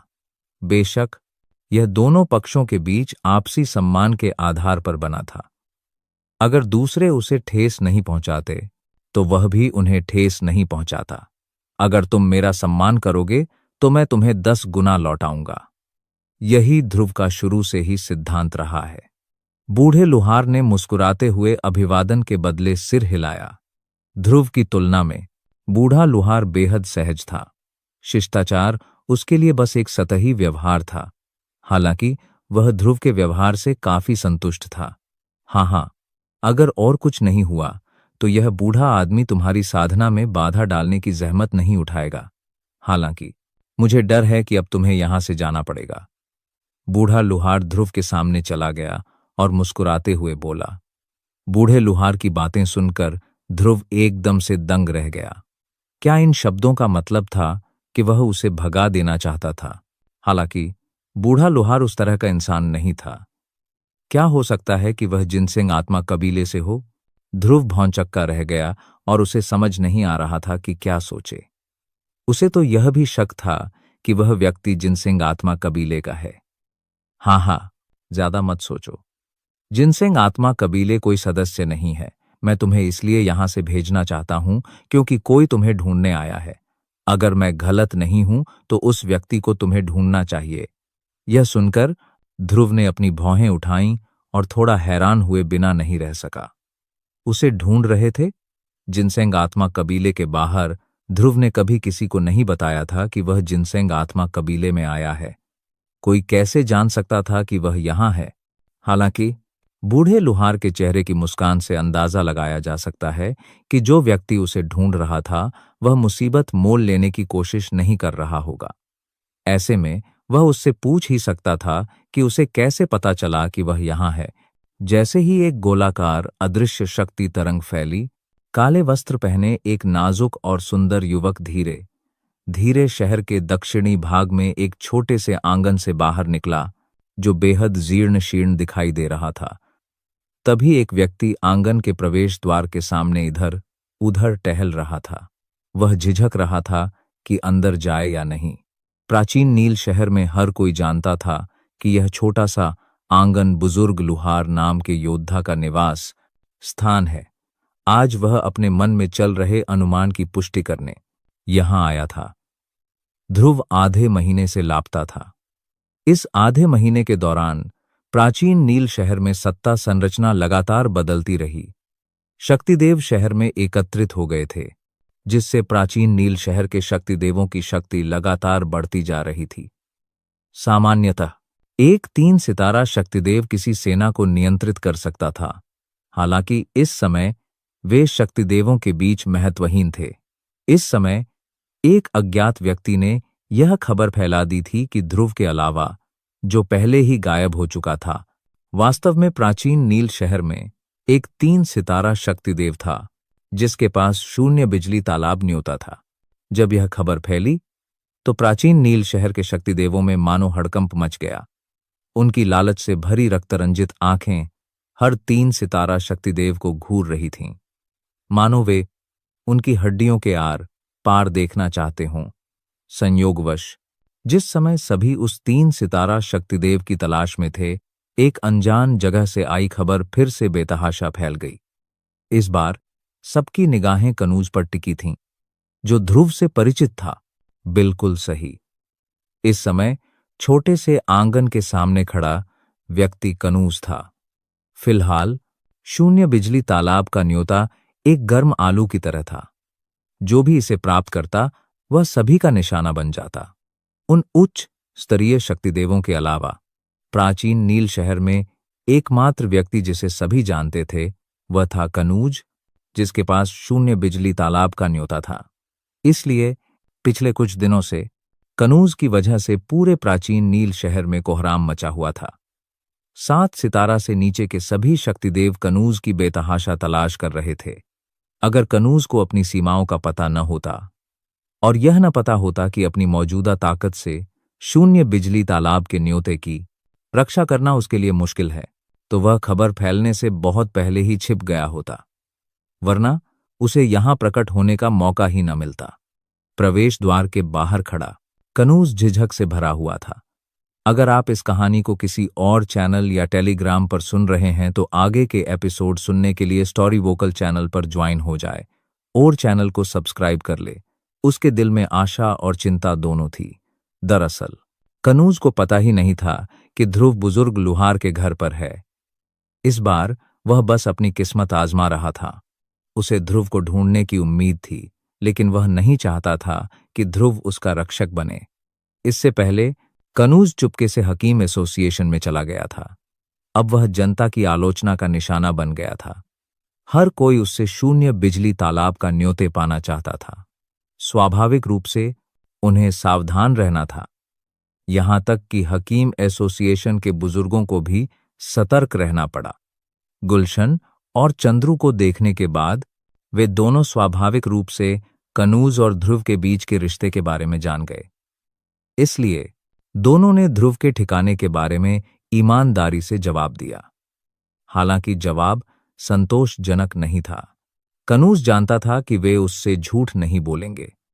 हकीम एसोसिएशन छोड़ने के बाद कनूज के दिमाग में सबसे पहले वही बात आई जो ज्यादातर लोगों के दिमाग में थी। ध्रुव जरूर आसमानी सौदा मीनार में होगा।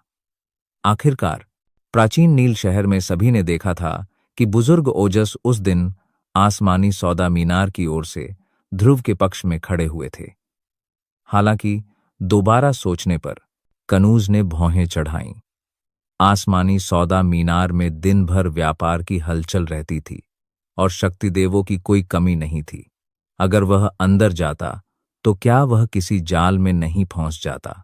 यद्यपि आसमानी सौदा मीनार के नियम सख्त थे और इसमें लड़ाई पूरी तरह से प्रतिबंधित थी, फिर भी अगर उसका ठिकाना उजागर हो जाता तो यह कनूज के लिए एक विनाशकारी झटका होता।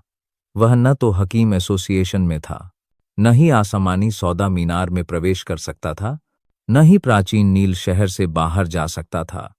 इसके अलावा ध्रुव के लिए एकमात्र जगह यही शांत जीर्ण शीर्ण आंगन था। वर्तमान में यह शहर में एकमात्र ऐसी जगह थी जिसका ध्रुव से कोई संपर्क था, जिसके बारे में आम लोग सोच भी नहीं सकते थे या उसे ढूंढने की हिम्मत भी नहीं कर सकते थे। प्रवेश द्वार के बाहर कनूज ने घबराहट से अपने सामने छोटे से आंगन की ओर देखा। ध्रुव की तलाश की तुलना में आंगन में मौजूद बुजुर्ग लुहार ने उसे और भी ज्यादा परेशान कर दिया। ऐसी परिस्थितियों में कोई व्यक्ति जितना ज्यादा हिचकिचाता उतना ही ज्यादा घबरा जाता। जब से कनूज आया था वह लगभग 2 घंटे से प्रवेश द्वार के सामने खड़ा था। कहने की जरूरत नहीं कि वह बहुत घबराया हुआ था। उस समय उसकी सामान्य सांसें भी तेज हो गई थीं और उसके माथे पर ठंडे पसीने की एक लकीर थी। आंगन में ध्रुव जिनसेंग आत्मा क्षेत्र से बाहर आया। उसकी विशाल अंदरूनी शक्ति ने उसे प्रवेश द्वार के बाहर खड़े व्यक्ति को तुरंत पहचान लिया। हाँ, मुझे उम्मीद नहीं थी कि वह वही होगा। ऐसा लगता है कि वह यहां एक कोशिश करने के इरादे से आया है। क्या बुजुर्ग लुहार की वजह से वह अभी तक अंदर नहीं आया है? ध्रुव ने धीरे से बुदबुदाया और मुस्कुराते हुए सिर हिलाया। शहर में बुजुर्ग लुहार का निरोध वाकई भयानक था। 3 सितारा शक्तिदेव के रूप में कनूज की ताकत के साथ उन्हें प्राचीन नील शहर का योद्धा माना जा सकता था। अब जब उन्होंने ऐसा रूप दिखाया था तो लोगों के मुंह से आह निकल गई। ध्रुव अपने पैर उठाकर बाहरी आंगन की ओर चल पड़ा। बाहरी आंगन और भीतरी आंगन के बीच का लकड़ी का दरवाजा बंद था, इसलिए कनूज ध्रुव को देख नहीं पाया। इसके अलावा यह छोटा सा आंगन बुजुर्ग लुहार के आभामंडल से घिरा हुआ था। इसकी जांच पड़ताल करना और भी असंभव था। हाँ, क्या संयोग है? क्या यह बसंता दल का पूर्वज नहीं है? क्यों? तुम्हारे पास उन शक्तिदेवों से छिपने की कोई जगह नहीं है, इसलिए तुम बुजुर्ग लुहार से सुरक्षा लेने यहां आए हैं? ओ हाँ, वह ध्रुव कुछ हद तक बुजुर्ग लुहार से संबंधित है। हालांकि बुजुर्ग लुहार ध्रुव की मदद कर रहे हैं, तुम्हारी नहीं। जैसे ही ध्रुव लकड़ी के दरवाजे के सामने पहुंचा और उसे खोलकर बाहर निकलने ही वाला था कि कनूज, जो दरवाजे के बाहर खड़ा था, हैरानी से पीछे मुड़कर देखने लगा। वहां एक उदास चेहरे वाला बूढ़ा आदमी धीरे धीरे चलता हुआ आ रहा था। बूढ़े आदमी की आभा देखकर वह असल में कनूज से कई गुना ज्यादा तेज थी। वह साफ तौर पर एक 6 सितारा शक्तिदेव योद्धा था। जब ध्रुव ने वह आवाज सुनी तो वह थोड़ा भौहें चढ़ाए बिना नहीं रह सका। वह हाथ जो वह उठाने वाला था धीरे धीरे एक बार फिर नीचे आ गया। तुरंत बाद उसके मुंह के कोने सिकुड़कर एक व्यंग्यात्मक भाव में बदल गए। उसकी अंदरूनी शक्ति फैल गई और उसने प्रवेश द्वार के बाहर की स्थिति का अवलोकन किया।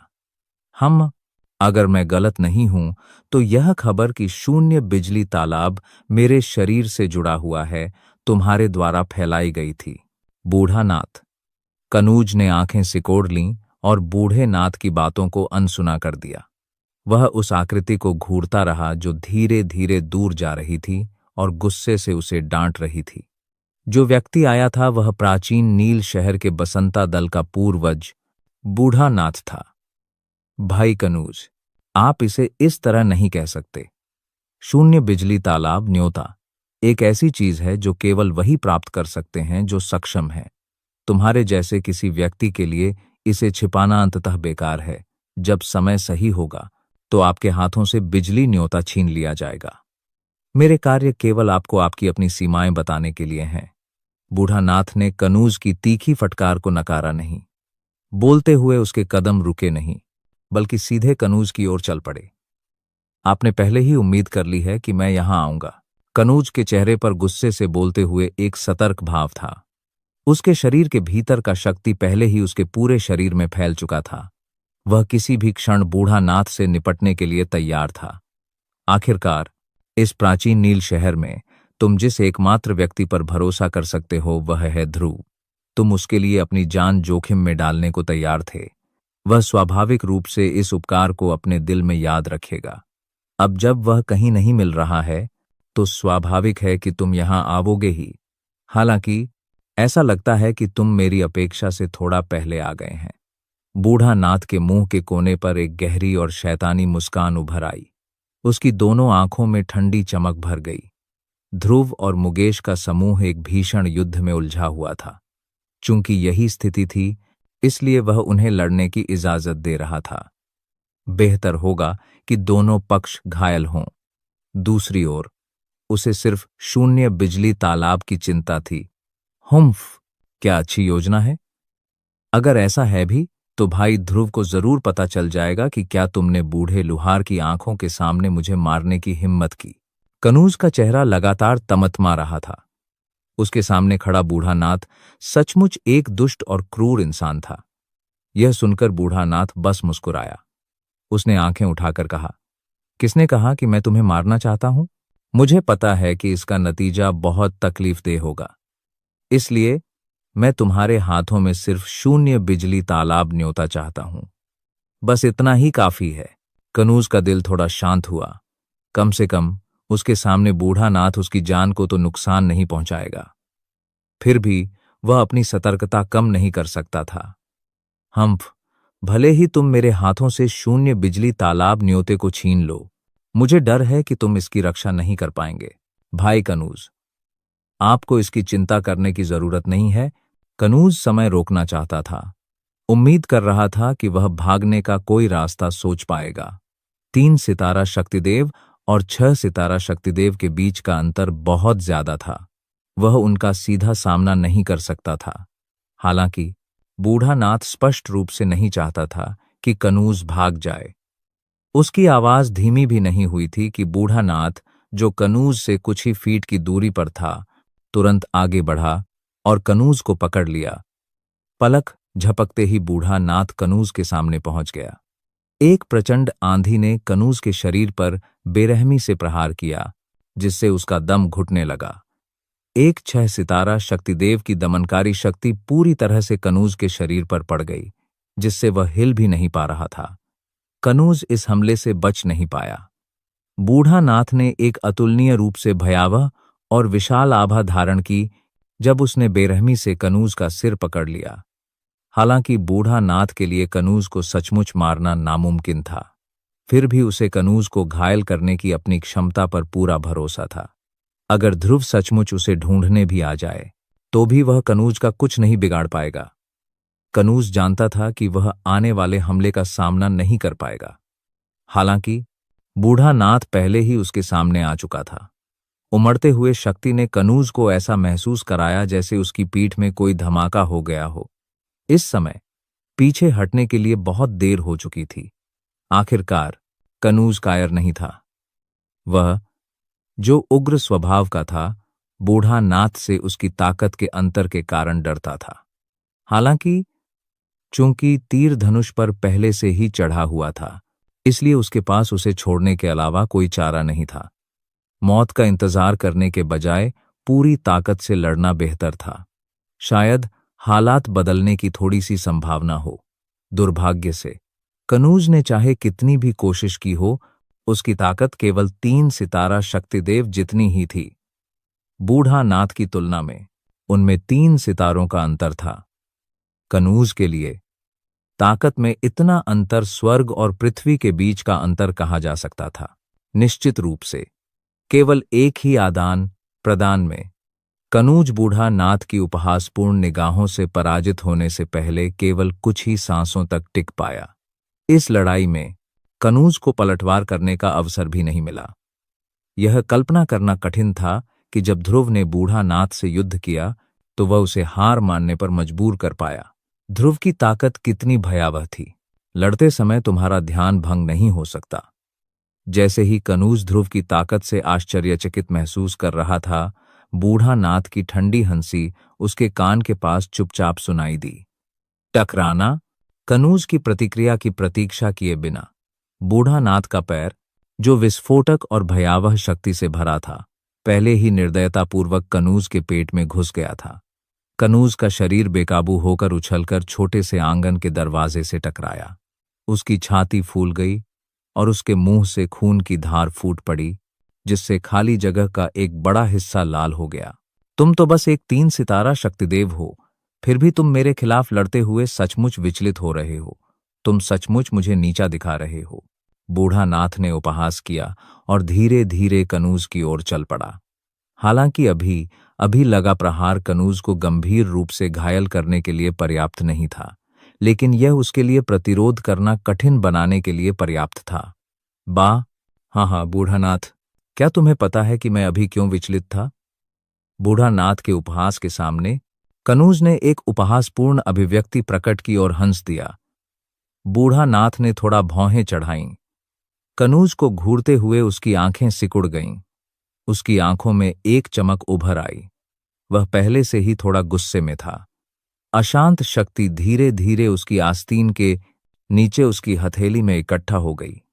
हाँ, मैं अभी इसलिए विचलित था क्योंकि मुझे तुम्हारे और ध्रुव के बीच हुई बड़ी लड़ाई याद आ गई थी।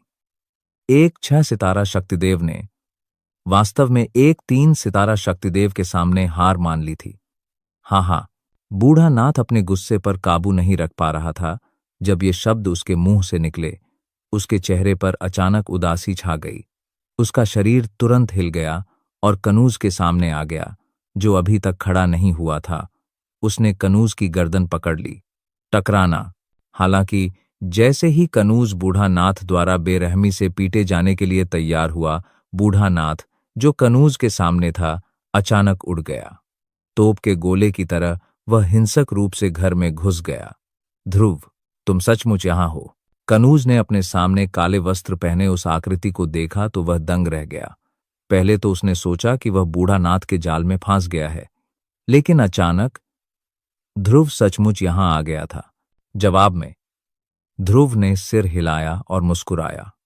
उसे भी उम्मीद नहीं थी कि कनूज यहां इसलिए आएगा क्योंकि वह बूढ़ा नाथ के जाल में फंस गया था। हालांकि यह चालाकी दिखाने और खुद को मूर्ख बनाने की कोशिश मानी जा सकती थी। कनूज को वास्तव में ऐसी ही किस्मत मिली थी। बूढ़ा नाथ, मैंने तुम्हें पिछली बार एक मौका दिया था। अप्रत्याशित रूप से तुमने वास्तव में फिर से मुझ पर अपनी नजरें गड़ा दीं। अपना सिर घुमाकर ध्रुव ने बूढ़ा नाथ की ओर देखा, जो खंडहरों से बाहर निकल आया था। उसकी आंखें बर्फ की तरह ठंडी थीं। पहले क्योंकि बूढ़ा लुहार वहां मौजूद था और प्राचीन नील शहर के कई योद्धा उसे देख रहे थे, उसने बूढ़ा नाथ को नहीं मारा था। हालांकि उसे उम्मीद नहीं थी कि बूढ़ा नाथ सचमुच उसके आस पास के लोगों पर हमला करने की हिम्मत करेगा। उसने सचमुच अपने नाम के बूढ़ा शब्द को सार्थक किया। पूरी तरह से तैयार न होते हुए भी ऑक्टेन ब्लास्ट की पूरी मार झेलने से बूढ़ा नाथ को काफी चोटें आईं। खास तौर पर छिपी हुई शक्ति की 8 परतों ने उसे बहुत तकलीफ दी थी। अब भी उसके शरीर में शक्ति और रक्त का मंथन हो रहा था। जैसे ही वह खंडहर से बाहर आया और ध्रुव को देखा, बूढ़ा नाथ के चेहरे के भाव बदल गए। कुछ देर पहले उसके चेहरे पर जो उदासी छाई थी, वह तुरंत गायब हो गई और उसकी जगह एक गहरी गंभीरता ने ले ली। वह स्वाभाविक रूप से ध्रुव की ताकत को समझता था। अगर वे सचमुच लड़ते, ध्रुव के तरीकों को देखते हुए, अगर वह फिर से दिव्य रोशनी कमल का इस्तेमाल करता, तो उसके बचने की कोई उम्मीद नहीं होती। कमीने, यह आदमी सचमुच बूढ़े लुहार के घर पर क्यों है? अगर मैं यहां उससे लड़ूं तो मुझे जरा भी फायदा नहीं होगा। ध्रुव की बातें सुनकर बूढ़ा नाथ मन ही मन चौंक गया। उसकी मांसपेशियों का सबसे छोटा हिस्सा भी जोर से फड़क उठा। उसे शून्य बिजली तालाब न्योते के लिए कनूज को आमंत्रित करने का पछतावा हुआ। अब तो ऐसा लग रहा था कि वह अपनी ही कब्र खोद रहा था। स्वाभाविक रूप से ध्रुव की ताकत के बारे में ज्यादा कुछ कहने की जरूरत नहीं थी। इस तथ्य को छोड़ दें कि उसके पीछे हकीम एसोसिएशन और आसमानी सौदा मीनार था, तो सिर्फ उत्तरी गरुड़ राजा के भरोसे वह कम से कम बूढ़ा नाथ से बराबरी की लड़ाई तो लड़ ही सकता था। इसके अलावा ध्रुव की भयावह तकनीक ने बूढ़ा नाथ के लिए ध्रुव से जीतने का कोई मौका नहीं छोड़ा। इसलिए चूंकि वह किसी भी तरह जीत नहीं सकता था, इसलिए अब उसके पास केवल एक ही विकल्प था कि वह भाग जाए। इस बिंदु तक सोचते हुए बूढ़ा नाथ अपनी आंखें सिकोड़ने से खुद को रोक नहीं पाया। उसकी आंखों में एक गहरी रोशनी चमक उठी और उसके मुंह के कोने पर एक ठंडी मुस्कान उभर आई, मानो उसके मन में कोई योजना चल रही हो। हाँ हाँ, तो यह भाई ध्रुव है। क्यों? क्या कनूज आपका दोस्त है? ध्रुव का सामना करते हुए बूढ़ा नाथ ने लापरवाही बरतने की हिम्मत नहीं की। हालांकि ध्रुव जवान दिखता था, लेकिन उसकी ताकत इतनी बढ़ गई थी। वह मूर्ख कैसे हो सकता है? बूढ़ा नाथ की अनभिज्ञता सुनकर ध्रुव ने मन ही मन उपहास किया। हालांकि उसके चेहरे पर संदेह के भाव उभर आए, और यह बात अब पूरे प्राचीन नील शहर में लगभग सभी को पता है। क्या बूढ़ा नाथ तुमको नहीं पता? यह सुनकर बूढ़ा नाथ के चेहरे पर एक अजीब सा भाव उभर आया। देखने में तो ऐसा लग रहा था जैसे उसे सचमुच कुछ भी पता नहीं था। तो बात कुछ ऐसी है। हाँ हाँ, भाई ध्रुव को शायद पता नहीं होगा कि मैं पिछले कुछ महीनों से एकांतवास में हूं। मैं कल ही बाहर आया हूं। मैं शून्य बिजली तालाब का न्योता ढूंढने के लिए बेचैन था। मैंने शहर में अफवाहें सुनी थीं कि भाई कनूज के पास यह है, इसलिए मैंने उसे ढूंढने की पूरी कोशिश की और इसे किसी चीज से बदलना चाहता था। मुझे उम्मीद नहीं थी कि यह इस तरह होगा। यह वाकई एक गलतफहमी है। हाँ हाँ, बूढ़ा नाथ की बकबक सुनकर कनूज अचानक थोड़ा अधीर हो गया। वह एक गुस्सैल इंसान था। उसने अपने गुस्से पर तभी काबू पाया जब उसकी ताकत शक्तिदेव के स्तर तक पहुंच गई। लेकिन अब यह बूढ़ा नाथ सच को तोड़ मरोड़ रहा था। वह इसे कैसे बर्दाश्त कर सकता था? लेकिन जैसे ही कनूज विस्फोट करने वाला था, ध्रुव ने चुपचाप कनूज को शांत करने के लिए एक आवाज संदेश भेजा। ओह, मैं देखना चाहता हूं कि यह बूढ़ा नाथ क्या चालें खेलना चाहता है। मन ही मन उपहास करने के बाद ध्रुव ने अपना सिर थोड़ा झुकाया और बूढ़ा नाथ को घूरने लगा। उसकी आंखों में ठंडी, जानलेवा भावनाएं थीं, और उसने कहा, क्या यह कोई गलतफहमी है? क्या ऐसा है? यह एक गलतफहमी है, लेकिन जब मैं आंगन में था तब मैंने इसे साफ साफ सुना था। आप ही थे जिन्होंने कनूज को उसके हाथों में शून्य बिजली तालाब का न्योते लिए कदम दर कदम यहां आने के लिए मजबूर किया था। तो क्या आप अब भी समझाना चाहते हैं? ये शब्द कहते ही वहां का माहौल तुरंत ही घना हो गया। बूढ़ा नाथ के मन में भी रोष उमड़ पड़ा। इतनी देर तक बोलने के बाद उसके सामने बैठे ध्रुव ने वास्तव में उसकी कही बात सुन ली थी। ध्रुव, तुमने मुझे धोखा देने की हिम्मत की। चूंकि बूढ़ा नाथ ने अपनी बात पहले ही स्पष्ट कर दी थी, इसलिए उसने कहानियां गढ़ना बंद कर दिया। वह सीधे ध्रुव पर भड़क उठा। यह सुनकर ध्रुव बस ठंडी मुस्कान के साथ मुस्कुराया। उसने अपनी गर्दन घुमाई और बूढ़ा नाथ की नजरों से नजरें मिलाईं। वह ठंडी हंसी हंसते हुए बोला, क्यों? तुम आगे खेलने की योजना नहीं बना रहे हो? चूंकि ऐसा ही है, तो मुझे तुम्हारे साथ खेलने दो। अगर आप इस कहानी को किसी और चैनल या टेलीग्राम पर सुन रहे हैं, तो आगे के एपिसोड सुनने के लिए स्टोरी वोकल चैनल पर ज्वाइन हो जाए और चैनल को सब्सक्राइब कर ले। संयोग से मैंने हाल ही में एक तरह की तकनीक का अभ्यास किया है। मैं इसका अभ्यास करने के लिए तुम्हारा इस्तेमाल करूंगा। उसकी आवाज सुनाई देने के बाद ध्रुव ने अपना बड़ा हाथ हिलाया। एक काली रोशनी चमकी और विशाल तलवार तुरंत उसकी हथेली पर आ गिरा। उसके पैर थोड़े से हिले और उसने तुरंत आसमानी फना कदम का इस्तेमाल करते हुए बूढ़े नाथ की ओर दौड़ लगा दी। एक और जोरदार धमाका हुआ। एक तोड़थड़ा हिलाया से ले आकृति बेकाबू होकर पीछे की ओर उड़ गई। कुछ ही देर बाद वह जमीन पर गिर पड़ा। उसके मुंह से लगातार खून बह रहा था। वह लगभग गंभीर रूप से घायल हो चुका था। उस व्यक्ति से कुछ ही दूरी पर ध्रुव धीरे धीरे उसकी ओर बढ़ रहा था। उसके हाथ में पकड़े विशाल काली तलवार ने जमीन पर कई इंच गहरा निशान बना दिया था। उसके पीछे कनूज स्तब्ध भाव से ध्रुव के पीछे पीछे चल रहा था। ध्रुव की शक्ति को देखने के बाद कनूज पहले से ही अपने सामने के दृश्य के प्रति पूरी तरह से सुन्न हो गया था। जिस क्षण से ध्रुव ने हमला करना शुरू किया, उसके सामने 6 सितारा शक्तिदेव, वह प्रतिद्वंद्वी जिसे कनूज अपराजेय मानता था, अब ध्रुव के सामने मिट्टी के ढेर की तरह था। उस 6 सितारा शक्तिदेव की शक्ति वास्तव में इतनी कमजोर थी कि उसे ध्रुव के सामने पलटवार करने का जरा भी मौका नहीं मिला।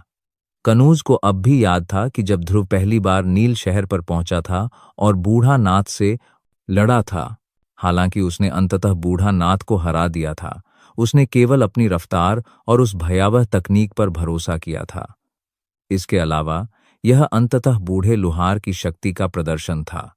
उस समय अगर ध्रुव पूरी ताकत से लड़ता और उस तकनीक का इस्तेमाल नहीं करता तो ज्यादा से ज्यादा बूढ़ा नाथ से बराबरी पर ही लड़ पाता। अगर ऐसा होता भी तो भी अंत में नुकसान तो ध्रुव का ही होता। आखिरकार एक 6 सितारा शक्तिदेव की ताकत न केवल उसकी अपनी ताकत का प्रतिनिधित्व करती है, बल्कि उसके शरीर के भीतर शक्ति की मात्रा भी कुछ ऐसी नहीं थी जिसकी तुलना ध्रुव जैसे 3 सितारा शक्तिदेव से की जा सके। फिर भी अब कुछ ही महीनों में ध्रुव की ताकत इतनी प्रबल हो गई थी।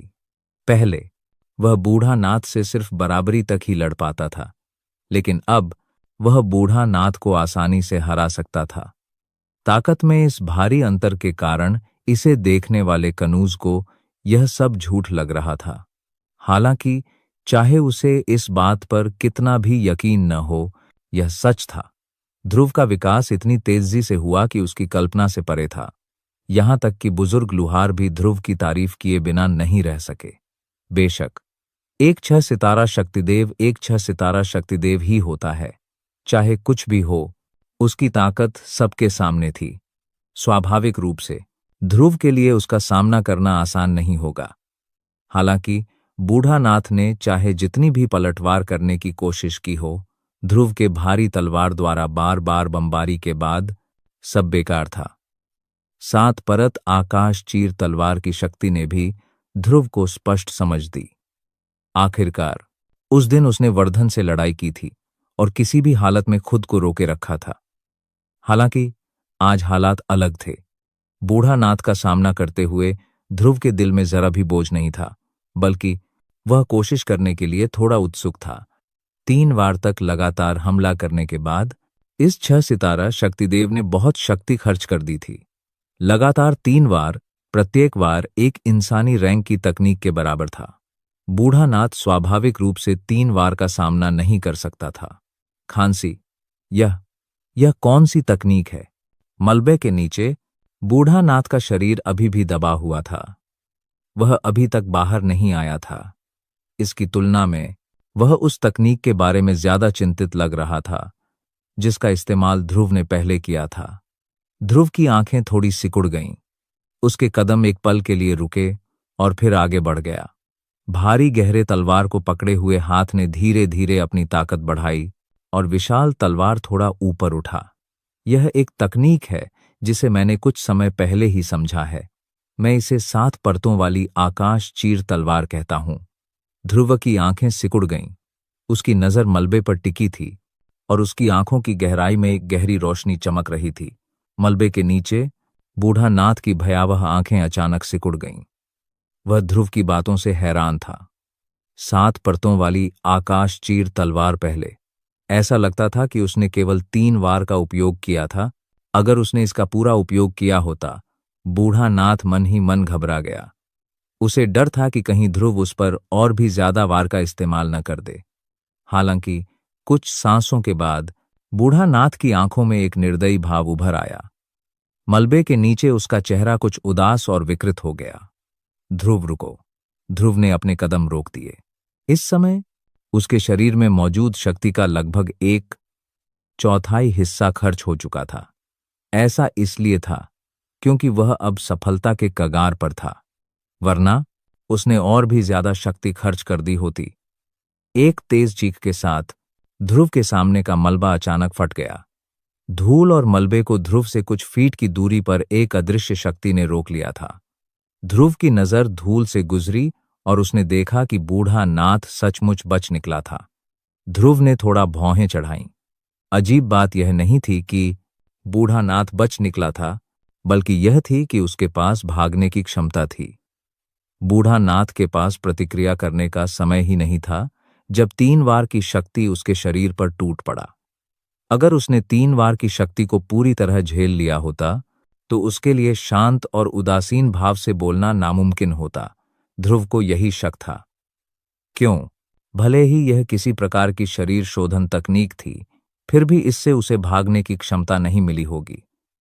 धीरे से बुदबुदाते हुए ध्रुव ने किनारे खड़े कनूज की परवाह नहीं की। उसने काली तलवार को अपने पास रखा और तुरंत आसमानी फना कदम पूरा किया। उसने तेजी से भाग रहे बूढ़ा नाथ को पकड़ लिया। वह जानना चाहता था कि बूढ़ा नाथ अपने शरीर का इस्तेमाल करके उसकी 3 वार का सामना कैसे कर पा रहा था। आसमान के ऊपर ध्रुव बूढ़ा नाथ से ज्यादा आगे नहीं था। ध्रुव की गति के साथ वह आसानी से बूढ़ा नाथ को पकड़ सकता था, जो उस समय अपनी चरम स्थिति में नहीं था। ध्रुव को दोबारा देखकर बूढ़ा नाथ ने अपने स्वभाव से हटकर व्यवहार किया। उसके चेहरे का गंभीर भाव पूरी तरह गायब हो गया। उसकी जगह एक बेहद शैतानी मुस्कान उभर आई। ध्रुव ने भौहें चढ़ाईं। ये बूढ़ा नाथ क्या करने की कोशिश कर रहा था? उसकी इस हालत में अगर ध्रुव पूरी ताकत से हमला करे तो कुछ ही सांसों में उसे मार सकता है। तुमने यह कैसे किया? मेरी 3 वार, प्रत्येक वार एक इंसानी रैंक की तकनीक के बराबर है। अपनी ताकत के साथ यह सब सहने के बाद तुम्हारे लिए खड़ा होना असंभव है। बूढ़ा नाथ के मुंह के कोने पर उभरी दुष्ट मुस्कान को नजरअंदाज करते हुए ध्रुव सीधे मुद्दे पर आया और बूढ़ा नाथ से उसके दिल में उठ रहे सवाल को पूछा। उसे यकीन नहीं था कि बाहरी चीजों की मदद के बिना बूढ़ा नाथ के लिए इसे झेल पाना नामुमकिन है। यह सुनकर बूढ़ा नाथ के मुंह के कोने पर आई शैतानी मुस्कान और भी भयावह हो गई। उसकी गहरी बूढ़ी आंखें ध्रुव को गौर से घूर रही थीं। उसकी आंखों में हत्या का इरादा साफ दिखाई दे रहा था। क्या आपको सचमुच जानने की इच्छा है? उसके हाथ की एक लहर से तलवार एक बार फिर प्रकट हुई। ध्रुव ने सबसे सीधा जवाब दिया। 3 सितारा शक्तिदेव की शक्ति के साथ तुम वास्तव में एक इंसानी रैंक तकनीक को समझने में सक्षम हो। तुम्हारी प्रतिभा वास्तव में बेहद भयावह है। यदि तुम्हें सफलतापूर्वक परिपक्व होने दिया जाए तो भविष्य में इस दुनिया पर तुम्हारे लिए जगह हो सकती है। बूढ़ा नाथ हंसा।